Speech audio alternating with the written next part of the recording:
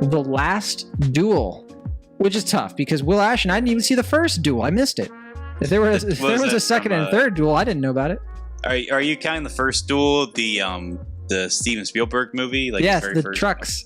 One? Yeah. Yeah. And then there's there was just the one Duelists. truck actually. The Duelists, which was Ridley Scott's first film. Yes. Well, that's what I was wondering. I didn't know which one you considered the first Duel. I wonder too if he's like Ridley Scott is like, all right, well, my first movie was The Duelists.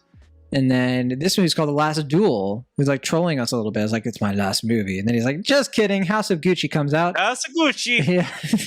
So he puts on an Italian affectation. Just like, hey, mamma mia, spicy meatball.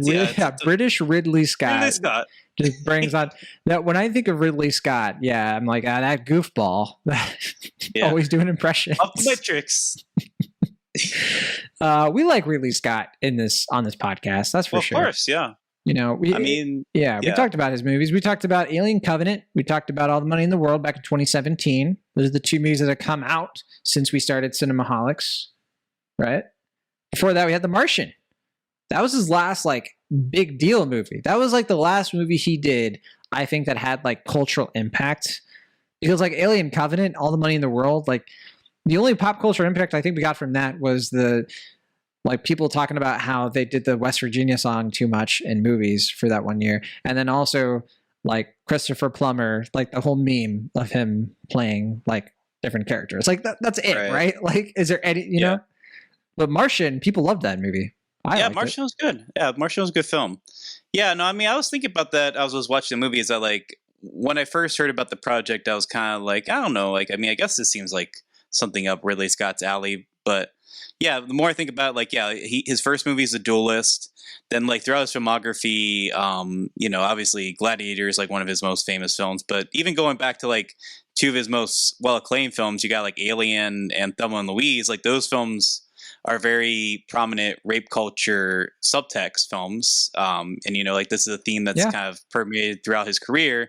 And it kind of feels like Last Duel. And I don't, in a way, I don't think it was intentional, but I think if you're going to evaluate his filmography, this kind of feels like an amalgamation of a lot of his, prevalent themes throughout, this, 30 or 40 year career. Yeah, and I mean Ridley Scott. He's a director who's made more hits than misses, in my opinion, but only by a thin margin. Like he's made some crappers. But I would say, Alien, it's his first movie that I think put him on the map. The Duelist was like a tryout. It was kind of like we mentioned Spielberg. It was like Spielberg's Duel. It was like, this guy has the chops. He can do something that led to Steven Spielberg doing Jaws. Right. And The Duelists led Ridley Scott to doing Alien, around the time that, that they were going to be doing the Dune movie, and all that stuff. But no, he makes Alien and he basically creates space horror, like he creates a movie that defines sci-fi horror for decades. Like we're still dealing with Alien and people trying to rip off Alien to this day. Yeah. Not that he wrote the film, but yeah. No, I mean, kind of ironic given that, like, it's only a few years after Halloween, kind of similar. Does something, a year after Halloween, 79. Yeah. Oh, yeah, that's right. Yeah. And then he makes Blade Runner, which low-key, great movie, hard to sit through. Like, we could just say it. Like, it's not the easiest. Yeah, the director's cut's much better. But Ultimate Cut. Whatever you call it. I'd say Blade Runner, it's an acquired taste. It's a kind of movie you watch and you sort of have to, like, if you watch it with somebody, you sort of have to give them a few caveats at the beginning. And you're like, just trust me, the tears speech at the end is going to blow your mind. And like, you know what I mean? So he makes some two terrific films. You're right. Thelma and Louise is good. He makes a bunch of others in between, but the next movie he does that I think arguably blows the world away, like takes people, like just knocks their socks off, is Gladiator. Come on. It's Gladiator. Year 2000. Are you not entertained? It's the most, it's one of the most influential films of the era. I think some people would consider it his best film. People kind of dance around Alien, Blade Runner, and Gladiator, and Kingdom of Heaven. Yeah. You don't think really so? like Kingdom of Heaven. But I mean, sure. Well, I don't know. I mean, People really do like Thelma and Louise. I think you're underselling that film a little bit. But well, I'm talking more about like not just critics, but like I don't think like the average moviegoer loves Thelma and Louise as much. Like they do, they like it. No, I think they do. I think you're underselling it. We'd have to have a whole thing about it, I suppose. I mean, it's been a long time since I saw it. That's a 91 movie. That's so long ago. I mean, that ending for Thelma and Louise alone is so influential and so very influential, yes. Pop culture and all that, yeah. Big movie for Susan Sarandon, for sure. I guess for me, though, like, I don't know. There's not much comparison. It's like comparing Thelma and Louise to Gladiator is a little bit... That goes back to my earlier point. I think there is, like, I think Last Duel is kind of that median, right? Yeah, like, you know, like the plot of Thelma and Louise kicks off because Louise prevents like a rape attack. Yeah. No, you're right on. Yeah, but you know, I mean, like it kind of feels like, in a weird way, Last Duel sort of is like, it kind of picks all these different things from Ridley Scott's filmography, and in a way that I don't think was intentional, but is interesting to talk about. I totally agree with that. And you know, he's made good movies since. I mean, Black Hawk Down. You know, and then Kingdom of Heaven. I think Kingdom of Heaven and Martian are like the two movies. Yeah. I know people like American Gangster. That was never my favorite. I like American Gangster. That's a good film. Yeah, it's not my favorite. Like I don't know. Like it's a really good Denzel Washington performance, but it's not one that I guess it just didn't really stick with me for some reason. Sure. But you know, maybe it was the time that I saw it. Yeah, I mean, 2007. A lot of people like Matchstick Men. Matchstick Men, good movie. Yeah, underrated. Underrated for sure, or at least like underwatched. Alien Covenant is definitely gaining a cult following. I'm a fan of it. Which, okay. Prometheus has its, you know, little fan club, I guess. Robin Hood, nobody cares, obviously. Yeah, no one cares about Robin Hood. Body of Lies, I still don't understand what was going on. Oh, I fell asleep during Body of Lies. I almost did. I had to like force myself to stay awake during that. I mean, what an embarrassment for DiCaprio and Russell Crowe. And Exodus, Gods and Kings. I never saw that one. I saw that. I barely remember it. Man, that movie is such a blip. I remember the whitewashing controversy. That's the only thing I remember about the film. Which is funny because I saw some people comparing how Ridley Scott, when he makes Exodus, Gods and Kings, obviously a movie that is supposed to be depicting, you know, Israelites, you know, and Egyptians, and he's using white actors, and he's sort of being like, well, you know, I can't just cast people, you know, this movie won't make money unless I cast really big actors. And then he makes The Last Duel with big actors, Adam Driver, Matt freaking Damon, and Jodie Comer. Yeah. Comer, yeah. And Last Duel is like one of the biggest box office flops in years. Well, I think that's a Disney problem more than a Ridley Scott problem. Searchlight. Like, sorry. Well, Disney, we should say, Searchlight, which was Fox, which is now Disney, and it's all that stuff. It's 20th Century Studios or whatever you want to call it. So, because that's been Ridley Scott. He bounces around between studios. He's done a lot with everybody. I think he's done a bunch with Warner Brothers. He's done a few with Universal. I know he's done a lot though with 20th Century Fox. He you know, Alien was Fox, and Gladiator was Universal. I think it was Universal. I think you're right. No, I think you are right. But Kingdom of Heaven. I know Kingdom of Heaven was Fox. So like, you know, he's all over the place. But The Martian, which is where he and Matt Damon kind of connected, and which is why we have Matt Damon in The Last Duel, that is Fox. And you know, there you go. I think he's worked with Fox for like at least the last decade or so. Yeah, because you did The Counselor with Fox too. I was gonna bring up The Counselor. I wanted to talk to you about The Counselor. Why? I mean, it's a lot of people will swear by it. I only see it the one time, and I was kind of confused, and I was just like, I don't know where I landed on that one. Like, I'm kind of for me, that's like a question mark movie. Great cast. Like, I mean, Cormac McCarthy script. Oh yeah, he did do the script for that, didn't he? His only original script.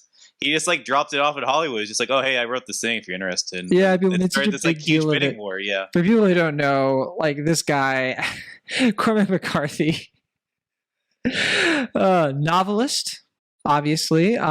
People know him for like The Road. I think that's like the big. That's for me is like I give him a lot of respect for The Road. And I mean, are you talking in terms of his novels? I mean, On the Road's his most famous, but his film wise, On the Road, but The Road, because On the Road is Jack Kerouac. Sorry. The Road is because that one like didn't that win like the Pulitzer Prize?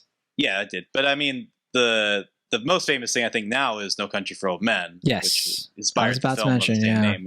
Yeah. Oh my gosh. And yeah. It's amazing this guy hasn't done more screenplays, but that's a conversation for another day. But you like The Counselor. I wouldn't go that far. Like I said, okay. it's a giant question mark for me. Okay. It's that was the vibe I was getting. I was like, are we going to have like an argument about The Counselor? Like, no, I don't know. I want to revisit it. I've only seen it the one time. And I just remember when I saw it, I was in college. And I was just like, it's been so long. Was that good? Was that bad? No, it was not good, Will. I mean, I would rewatch it. Maybe I'd be proven wrong, but that was a movie that came out too, like that's 2013, I think. And I remember that was a time in my life. I was young and I was naive and I was like, man, you have Javier Bardem in this. You have Brad Pitt. You have, I love all these actors. How could a movie with these actors be bad? And then I watched it. And funny enough, it was around the time that Cloud Atlas came out. So that was a very informative time for me. But anyway. Cloud Atlas, good film. Okay. But yeah. Are you disagreeing? That's another conversation for another day. My opinion of Cloud Atlas changes every year. I'm not even lying to you. I never know what to make of that movie. But anyway. All right. Put a pin on that. We'll talk about that during Matrix Resurrections, I guess. And we're like 20 minutes into this. We haven't even talked about The Last Duel. But the last thing I'll say about Ridley Scott is The Martian. Big deal movie. It's like his big deal. It's like every decade has a big deal movie for this guy. And The Last Duel is not it. It's not going to be it. And I think House of Gucci, maybe it'll have more luck. That's Universal, I think. So is it? Oh, okay. Universal and I think MGM or United Artists as well. Yeah, I remember MGM. Yeah. I think it's both of them like co-distributing. But no, Last Duel should be the Ridley Scott movie that brings him back to like pop culture zeitgeist. I agree. Right? Because it has all of the trademarks of a Ridley Scott movie that we want to see, that people want to see. It's got Kingdom of Heaven. It's got Thelma and Louise. It's got Gladiator. It's Ridley Scott doing what we know he does best, which is capture a historical setting and make it epic, and don't make us think about how historically inaccurate it is the entire time. Right? And don't forget the Duelist as well, obviously. Yes, but I feel like The Duelist is not as popular or as well known a movie, right? I mean, if it is, I'm not aware. Well, I mean, two friends that duel each other. I think that's the similarity. I'm trying to like bring it down though to like his most influential films. Like when people think of Ridley Scott, they think of Gladiator, they think of Kingdom of Heaven. Yeah, that's all I'm saying. Yeah, I get you. Right. The Last Duel stars Matt Damon, as we mentioned. Who is this guy? When I was doing my review for this, I was sort of like, wait, what? I thought you're just like, just some guy. Just some hunk. Yeah, some hunk. This movie takes place in France. He's this is based on a true story, we got to say, based on the 2004 novel by Eric Jager. And it's the last legally sanctioned duel in France. This is during the 1386, so 14th century. And this is like the middle of the bubonic plague. Like the context for this is that people are dying left and right from a plague, and people are strapped for cash. And we have this Matt Damon character who, this movie is split up in 3 parts. It's Rashomon, basically. Rashomon, So Rashomon, Kurosawa, this idea of like telling the same story of a rape, but like from 3 different perspectives. But it's not just the rape. It's telling the story of like these 2 guys and 1 woman who each of them has a story that spans about 16 years, and you see it from different perspectives. Matt Damon's is the first one. He plays this guy, LaRouge, something around that. We know Jean. I know that. His name is Jean. And he is like a stereotypical, he's like the main character from Robin Hood. He's not Robin Hood, but he's kind of how that character was portrayed in Ridley Scott's Robin Hood movie from 2010, where he's just he's a hero. He fights the bad guys. He's kind of just like, I do things for the good of it. He's very traditional, old-fashioned. So we watched the first part of this movie from his perspective, and then the second part of the movie is from Adam Driver's perspective. So Adam Driver, one of the most exciting actors in Hollywood, I would say. I think you would agree. Marriage Story. Yeah. You love that Big movie. fan of his. I think he's very talented. I'm a big fan as well. I mean, Adam Been a Driver. fan of his since Girls. We're not 10 as years big ago. of fans of Adam Driver as John Oliver is, but that's okay. And a few people are. I don't know what that's a reference to, but we don't have to get into it. But anyway. Okay. Adam Driver kind of plays his bestie. You know, they're best friends, they're super good buddies, but they're different, right? So like Matt Damon's John inherited certain things. He's a warrior kind of guy. He's got a mullet haircut. He's really buff. He's really tough, and he fights people. He kills them. But his whole motivation in life is pride, honor. He feels like he inherited everything, so he has to prove himself all the more. Adam Driver's a different guy. He is a suave, dashing, roguish kind of person who had very humble beginnings. He didn't inherit anything. He had to earn everything. But not just through fighting. He earned a lot of his prowess, his power, through his connections. He's very good at networking. He's like a PR guy almost. He is a guy who strikes up a very deliberate friendship with a count played by Ben Affleck. And that brings us to the next big thing about this movie is that Ben Affleck and Matt Damon did a screenplay for the first time since Good Will Hunting back in 1997. Yes, their Oscar-winning screenplay. Oscar-winning screenplay, Good Will Hunting. Great movie. One of my favorite films of the late 90s. And they're back. The boys are back. Matt Damon and Ben Affleck. But they're not friends in this movie, that's for sure. Yeah. But so there's this whole rivalry that happens between them. They basically want an excuse to fight each other. They just want to fight. They want to get into it because they don't respect each other. They have like sort of a storied history of like they're friends in one point, and then they're not friends in another point because one person did this and one person did that.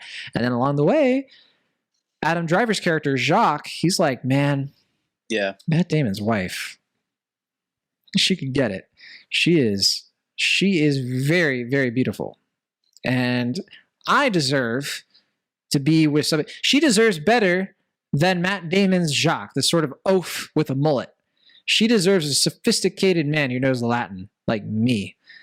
And so he decides that he should be with her. And it culminates in a very horrific and graphic rape scene that happens in this movie. And we're giving that away because it's the story. You know, it's not a spoiler, I don't think. I mean, it's revealed in the beginning of the first act. Yeah. It is. It's revealed very, very early on. But the point is that we get this situation, this horrible thing that he commits from his perspective in the second part of the movie, and then from her perspective in the third part of the movie. The third part of the movie is devoted to Jodie Comer, British actress. To me, like, we saw her in Free Guy. To me, one of the like up and coming actors right now. I think that she is on a trajectory because I just watched her in a movie where she's up against Matt Damon and Adam Driver, and she almost embarrassed them, in my opinion. Because I really like Matt Damon and Adam Driver. I think they're great actors, and I think they're good in this movie. I think Jodie Comer made them look like idiots. Like, not idiots, that's pretty harsh, but like I think she kind of upstaged them. I mean, and that is no small feat. I mean, to be fair, I think Matt Damon and Adam Driver are supposed to be idiots in this film, but I get you. Yeah. That's not really what I mean, but yeah, you're totally. But that's the thing. Is like she comes out of this movie and like this, she has the hardest role in this movie. Easily. Because the writing around this movie makes it so difficult for her character to make a lot of sense. She has to be a holistic human being between three different perspectives. Two perspectives around two guys who do not understand her, and then her own. And she makes something that could have felt stilted and weird and sort of like, this person doesn't feel like they're the same. She makes it all feel complete. Like, this is a performance. Like, if she does not get a nomination for either Best Actress or Best Supporting, I will, like, throw my hands up. It's like, what else do you people want? Like, this is a tremendous performance from her. And it's a big reason why I think this movie is much better by my estimation, than it would have been otherwise. But what do you think of The Last Duel? Because we didn't touch upon the story that much, but yeah, the two guys, they fight other women, they have a duel. Rashomon, there you go. There you go. Yeah. Yeah, I mean, I agree that Jodie Comer is quite good. I don't know if she'll get nominated, only because I imagine that this movie is going to be overlooked come award season, just because I think they're going to put all their eggs into the House of Gucci basket, even though my prediction at the moment, and maybe I'll be wrong, I think this movie is going to be better than House of Gucci, but we'll find out in a month or so, I guess. Just I don't know. I'm not getting good vibes from the trailer for that film. But I haven't seen it, but also an Adam Driver movie. I mean, Adam Driver and Ridley Scott. Like, that's a weird position to be in right now. I guess, yeah. That is weird. Yeah. I mean, he's probably fine. It's just like, well, one of these two are probably going to work out for me. Maybe spaghetti against the wall for him. Yeah. I mean, I think he likes to take risk. I mean, look at like Annette and all that. But yeah. I mean, I think my main interest became when I found obviously that it was going to be the screenwriting reunion of Ben Affleck and Matt Damon. I realized you were talking. I missed my chance to do my Letterboxd review and say Project Green Knight, and I'm kicking myself for that. But that's neither here nor there. By the way, there's a third screenwriter, and I forgot to mention her, Nicole Holofcener. Yeah. So she does the third part of the movie covering Jodie Comer's performance, and it's a great idea because they're sort of like, well, you know what, if you're going to do a part of this movie from the woman's perspective, put a woman screenwriter behind it. You're going to probably get much better results, honestly. I mean, not a guarantee, but it certainly does not hurt. And she's obviously an acclaimed screenwriter in her own right, for sure. Can You Ever Forgive Me is her big applaud. Yeah, I mean, she wrote that one, right? She didn't she did direct. No, we're just talking. Yeah, we're just talking about screenplays. Yeah, but yeah, I mean, I think, you know, say what you will about them as actors or people, but I think as producers and screenwriters, I think Matt Damon and Ben Affleck have kept the careers that they had because I think they're very smart and I think they know what goes into good filmmaking. And I think a film like this is certainly benefited from their influence. And like I said, I think also it's influenced by Ridley Scott, you know, knowing this type of genre backwards and forwards at this point. I sometimes kind of feel, and I'm wondering if you're going to agree, that some of his like blockbuster tendencies kind of take away from what I feel should be a more intimate story, at least in some key scenes. But at the same time, I think like the action scenes in this are effectively pretty brutal and violent, especially when we get to the titular Last Duel. I think it's pretty gripping and you know, enthralling because Ridley Scott is so good at this type of medieval thrashing and dashing and all that. But yeah, I mean, like I said, I mean, I don't think the Rashomon approach is especially novel because we've seen it done in Rashomon, obviously. But at the same time, I think this is a movie about like examining the different levels of power, and I think it does in some, you know, expected ways, but also in some kind of subtle and even more thoughtful ways than I was anticipating. And I found myself not pleasantly surprised, I guess, but definitely surprised by how much I was able to be engaged with it, considering I'm not a super big fan of medieval sort of dramas such as these. But I think just the characters are pretty well defined, and I think the intricacies of their individual stories, it follows a formula, but I think they follow that formula well, and it produces a good bit of adult-oriented blockbuster filmmaking.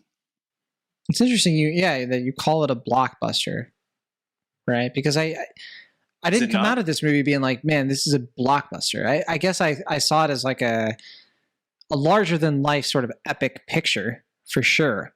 But yeah, I'd have to wrap my head around that a little bit. Yeah, you know, it's funny because the Rashomon comparison is so obvious. I mean, you watch the movie and you're just like, yeah, because Rashomon itself is about a rape. It's about a rape told through the perspective of several different people, in fact. And what I love about Rashomon is that it's sort of about how it's so difficult to parse the truth because perspective and memory is so hazy. Like, it's about the fact that like objective truth is something that exists, but people just can't obtain. We don't have the power, to really get the full truth of any single thing. And it's a helpful reminder in that respect because of how it sort of like educates on the human condition.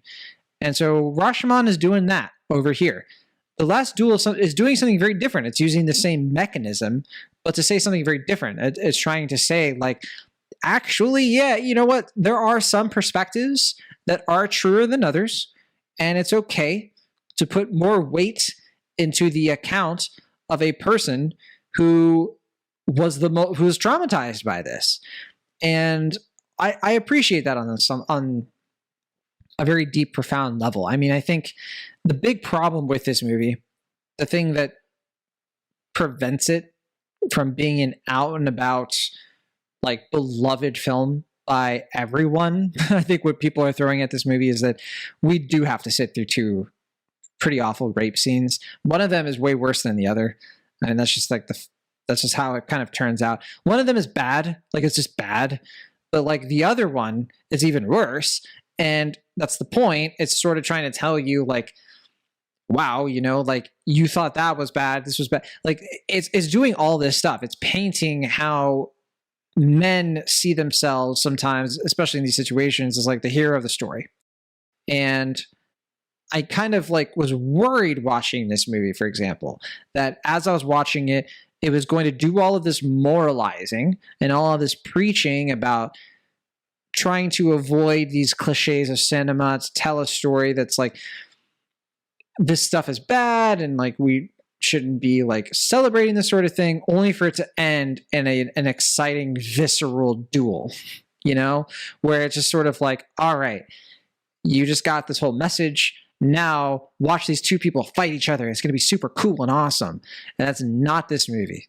And I think that is what makes this movie actually kind of a bit better than I was expecting, because you kind of referenced it already, but the duel itself is brutal. It's ugly. Like, it's gross. And like, you watch it, it kind of reminds me, it's some of the stuff that I liked about the early parts of like Game of Thrones. Before Game of Thrones just became another fantasy, epic thing, it was actually about something. It was about, like, wow, like, these people doing what they're doing for their own pride leads to this grotesque violence. And that's what this movie ultimately does. And I think that it kind of nails it in that aspect. But as I said before, you have to sit through a lot to get to it. And I don't think it's going to be worth it for everybody. And it's a long movie. Like, this movie feels long. It is long. And I keep going back and forth on, like, was it all necessary? Like, sometimes I'm kind of thinking to myself, did you need to show the rape scene from Adam Driver's character's perspective? Like, could it have been a fade to black? Like, I'm kind of I'm at war with myself on it, because like, I do see what he's trying to say. I do see how he's sort of like framing these two scenes that are very similar in some details, but very different in others, and sort of showing you, like, this is why he's like trying to justify what he does and all this stuff.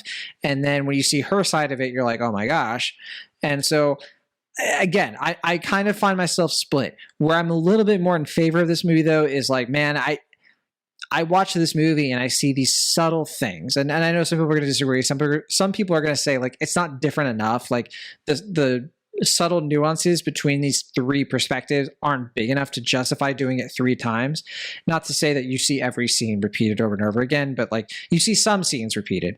And there are just like little details, little things of like how the camera will capture a different side of a person's body because that's who's being looked at that time. And it actually sort of contributes to the story, because you're like, oh, now I see the reaction of the person. Or actually, I see the opposite of that. I see like the person themselves and how they think that they look during the situation. And yeah, there's something kind of deep and interesting about that. But I don't know if I like this movie as much as you do. I don't know, but it sounds like you like this quite a bit. I'm kind of like going back and forth a little bit. I don't know.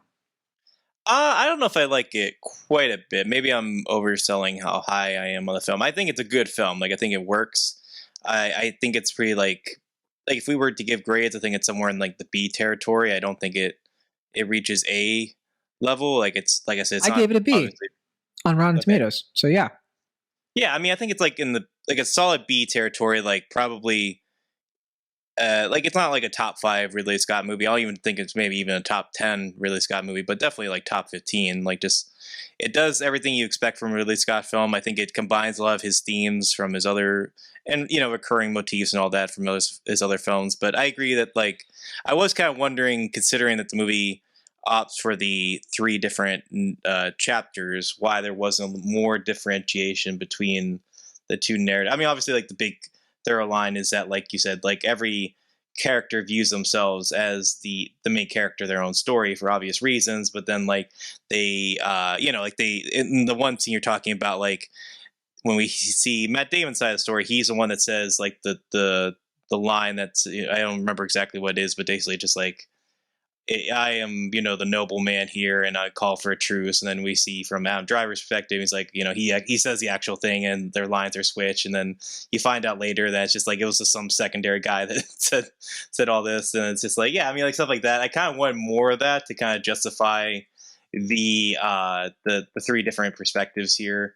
But at the same time, I also feel like there is something to be valued from Ridley Scott taking a pretty thorough line to the execution, allowing it to feel pretty fleshed out in terms of, like you said, the kind of more subtle nuances here that makes it more investing, including some of the oddities. For instance, I don't think we've really talked a lot about Ben Affleck's performance, which I think should be noted upon because of how much it feels different from, I think, anything he's done in this 21st century in terms of just being hammy in a deliberate sort of way. Like It's probably the almost most hammy he's been. unrecognizable. Yeah, I mean, like when you see him in the wig and all that stuff, it's just kind of like, well, how are they gonna sell this? Yeah. Like, like I don't know if it's far enough to justify. I sometimes hear like people when they see certain actors in period pieces, just like, I don't buy that he doesn't know what a cell phone is. I was kind of worried that would be the case for Ben Affleck, but I think he just knows that like he has the type of face that's so like modern that he just kind of like goes kind of hammy in a way that I don't think I've seen since, fittingly enough, maybe Shakespeare in Love, when he was playing like the like kind of overzealous actor in that film. Like I think that is probably the hammiest performance he has given in the past few decades now, and feels like this is clearly him in supporting actor mode. So he's just like, hey, I'm just gonna play it up, give himself some fun scenes, but for the most part, just kind of doing his own weird sort of thing in a way that could have been really distracting and off-putting, but I think he dials it to just the right pitch in a way that I find pretty admirable as far as this current chapter in his career. He's doing some really wild, interesting stuff, I think. I think for me, like, where this movie works best is really the first and third parts. Because, and like I mentioned before, you start off with Matt Damon as this guy who, man, he thinks he's just like the hero, like against all odds, he'll defeat the enemy and all this stuff. He sees himself as this kind, chivalrous, chivalry. Like that's the big word for it. With his wife, played by Jodie Comer. And when you get to her part of the story, wow. Like you really see like how he comes across to her is so different. And it rings true. Like, at least it did to me. Like, like little touches of like when he asks something of like, oh, are you okay? And like where he's actually standing when he says that. He sees it as like he comes up to her and boldly and politely, like Prince Charming. Yeah, it's like embraces her. But in reality, he's like across the room, barely interested. It's like stuff like that where I'm just like, man, that is dialing the message home, because the Adam Driver character, he sucks. He's evil. Like you watch it and you get it. You're not going to be like, man, what a nuance. No. To me, I think the linchpin of this is the Matt Damon character thinking he's one thing. And then I think with the Adam Driver character, it's more of like, this guy will just not admit his problems. Like he won't admit his flaws. He won't admit what he's done wrong and all this stuff. There's this part of this movie where he's like, well, the lady gave the customary protestations, and like, by the way, that's like another thing. It's like the accents in this movie are really annoying, Like, I don't know what you thought of them, but I was very I like, thought they're fine. I think they're distracting. if to they me. were dialed up even 1 or 2 notches more, I think it would have been bad. But I think Ridley Scott kept them on point. I don't know. I feel like he's trying to do this like weird cross between British accent and American accent, and I'm just like, it's nothing. Matt, or are we talking Adam? Both. Okay. I thought Jodie Comer did the best job. Whereas, like, I wasn't thinking about it. Well, she wasn't doing a British accent. She was just sort of doing like a dialect, but it wasn't like you couldn't pinpoint it. That was the issue. It's like you either couldn't pinpoint it, or it would be like too much one way or the other. With, I think, Damon and Driver, it's like they're American actors, and I think that they're just sort of like doing uneven tinges of different countries to their speech, and it's not consistent. That was what was throwing me off. Well, don't you think that kind of adds to like the themes of the film and all that, because it's all about like their sorry. No, well, beyond that, I just mean that like the whole idea that this movie sort of weirdly like Green Knight is about like myth making and like their sense of pride and nobility, and like how they feel like they have to present themselves in a certain way, not only for their sake or for the people's sake, but like for their own historical purposes. They feel like they have to be like this sort of idealized man and all this stuff, especially in a man's world and all that. And like, you know, the fact that they're kind of like playing into a certain image as actors, and at the same time, I feel like maybe undeliberately adds a meta context to that. Well, I forget where you landed on the Green Knight. I'm glad you brought it up. For me, the Green Knight like is much better than this movie. Like, I think that it's the movie that has way more to stand on. And to what you're saying, delivers all of that much, for me at least, in a much more profound fashion. Whereas this movie, you know, I think that it gets the job done, and it has some quirks about it that I think are very respectable and interesting. And it's certainly an award season kind of movie. Like, you could do way worse, but I found myself not quite as enraptured by it. And I'm a little disappointed, because I think that I wish that this movie had really just swept me off my feet. I wish it was sweeping all critics off their feet. I mean, it's getting good reviews and everything, but I don't know. I know that Matt Damon and Adam Driver are going to be fine. Ridley Scott's going to be fine. But Jodie Comer, I mean, she just... everything I've seen her in has been so strong. I mean, even in a movie like Free Guy, which is, you know, it's like it's like just a cheesy brain, you know... yeah, burly, she's the highlight of that movie. Like, that movie is kind of weird without her, and I just hope that this like box office issue is not. I hope that Free Guy, which was very successful box office wise, overshadows all of that, and I hope that she keeps getting great opportunities, because she earns it. She deserves it. Yeah, no, you're here. I guess we can agree on that. I don't really have much else to add. I mean, I don't know. I kind of, it sounds like we're about the same place with this movie.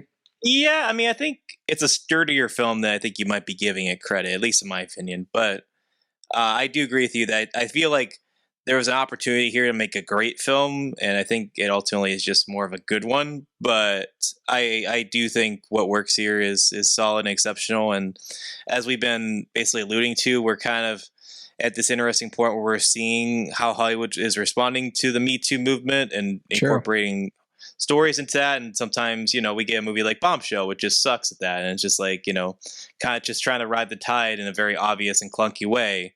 And then we have, you know, a movie like this, or like Promising Young Woman. I think, you know, they're not without their flaws. And there's a lot of things to be parsed from both those films in terms of what they do right and wrong, but I think they tackle it a little bit more cinematically and grandiose in their ideas, I guess. And I don't know if I don't think we've gotten like, well, I guess you can argue The Assistant is probably the best one we've gotten so far in terms of tackling the Me Too movement in a film fashion, at least as far as I've seen. Because it actually tackles it head on. It's not just dancing around it. I think Promising Young Woman isn't dancing around anything. Oh, for sure. Okay. But at least when you're making the like for the critic making the comparison, I'm with you there. I think that, look, these movies have a point of view, and I get frustrated when people are just sort of like, this movie's preachy. It's like, no, it's not preachy. It has a point of view that you don't connect with, and you know, that's that. What are you gonna do? You can just move on if you want. With this movie, I think that's the case. And I don't think that this is like doing any sort of moralizing that rings as false or exploitative, or just sort of like, we're going to comment on this without reckoning with it. And I think that if there is one thing about this movie that is great, it is the duel itself. I think that entire sequence, I had Ben-Hur chariot flashbacks, like the first time I saw that scene, from Ben-Hur. I mean, it's the kind of stuff that I can't remember the last time my heart was pounding the way it was during the actual duel. And it's not because I cared about these guys forget them. Adam Driver, Matt Damon, I did not care about their livelihood, because I won't give it away, but like the movie makes it clear that the real stakes are on Marguerite. And like what happened, Marguerite being Jodie Comer, I don't know if we ever said her name, but what happens to them affects her unfairly, but that is the reality of that situation presented in the movie and in the real life events, right? So watching that duel, I was like so conflicted. I was on the edge of my seat. Like, I hate, it's a cliche, but it was true. Like, you could see it. Like, I was about to fall off. And it's because I cared about her. It's like the empathy I had for this character. Like, that stuff it works. So if you're going to nail anything in this movie and it's going to be that, then you know what? That's a lot. That's a lot accomplished by me. So yeah, I come out pretty favorable on Last Duel, but not overwhelmingly so. Yeah, I mean, I think it, as you mentioned, it's a long film, but I also think there's something to be admired about the fact that for the most part, this is a film about like litigations and courts and all that, but it's done in a blockbustery way, and it's done, I think, for the most part, in a fairly engaging and entertaining way as well. And I think that's not something to be outright dismissed, like the fact that a movie like this is able to be so much about such nitty-gritty things and able to be pretty broadly accessible. I don't know. I think that's pretty commendable, and I think that's only something a filmmaker like Ridley Scott can really pull off in that respect. Yeah, because it's never about the nitty-gritty. It's not about the land going to this person. It's about these men's sort of like inability to deal with these arbitrary things. Bruised egos more. Yeah, exactly. Like there is a deeper thing behind it, and it's easy to recognize. Like Scott isn't just trying to like invent like stakes, like just pull them out of nowhere in order to pull the story along. Yeah, he's not doing that. But anyway, we talked a lot about The Last Duel, and I think that honestly, that is a testament, I think, to the movie itself, because like I have been thinking a lot about this movie since I saw it. I have been sort of like going back and forth on a lot of different things, and that's a great sign. Like I genuinely am like conflicted on a lot of this movie. I understand why, like I see people who love this movie. I see people who hate it. I see people who kind of are like us and in between, but like one thing is for sure, it's hard to watch this movie and not have an opinion. Like I think that's the case. So yeah. I mean, I think it's a good film. I mean, that's my broad, simple takeaway is I think it works. It's good. I don't think it's as good as it could have been, but I think it does its job. It does it well. And I was satisfied. Big flop of a movie. It costs about $100 million.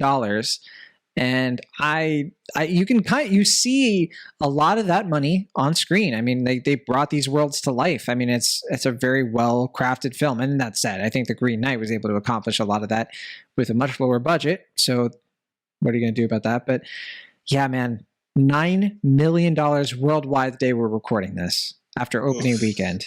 That is very bad. Not even a tenth of the budget. Not even a tenth.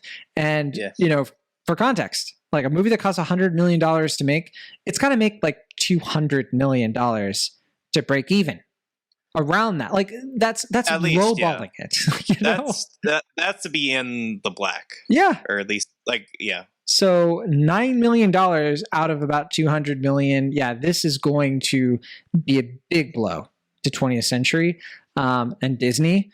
But I'm sure they're kind of looking at this and not caring, because it's probably going to be a big award season movie. So I imagine that despite its length, it might get a little bit of extra juice. But no, I think it's going to be in the red for sure. It might not be like extremely in the red forever, but who knows?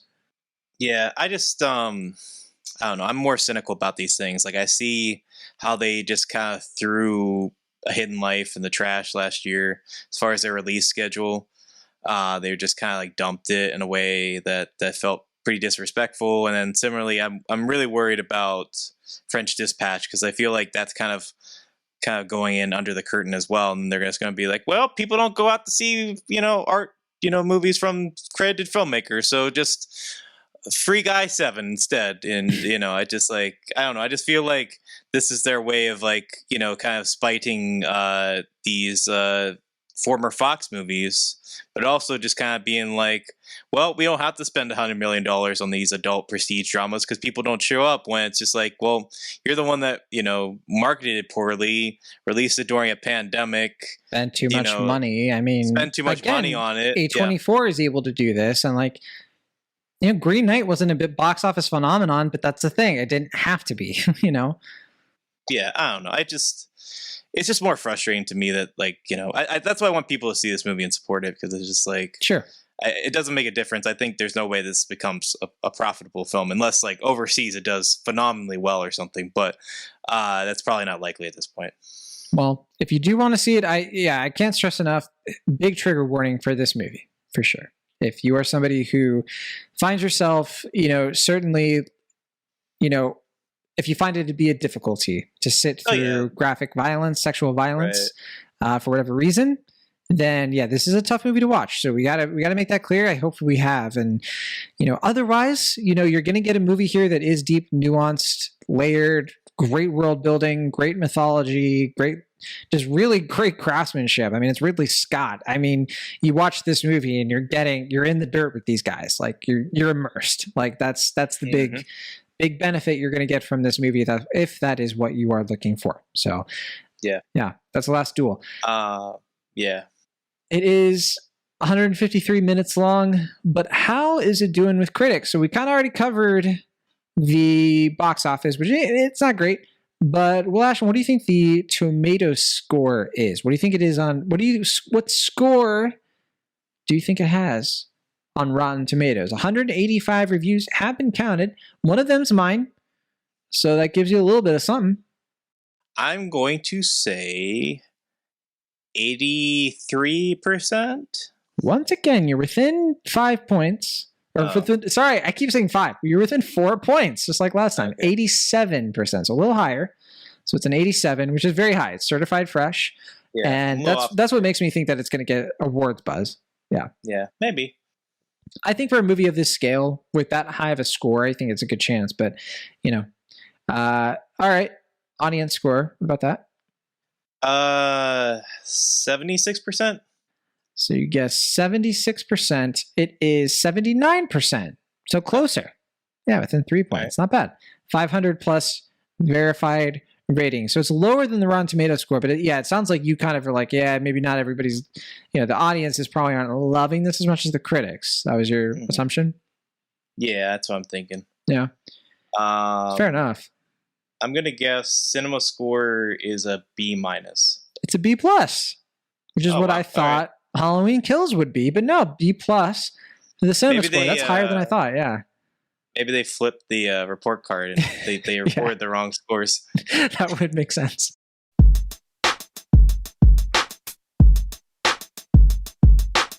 Thank you so much for listening to our show. Be sure to subscribe to Cinemaholics on your favorite podcast app of choice or find us on YouTube. See you all next time.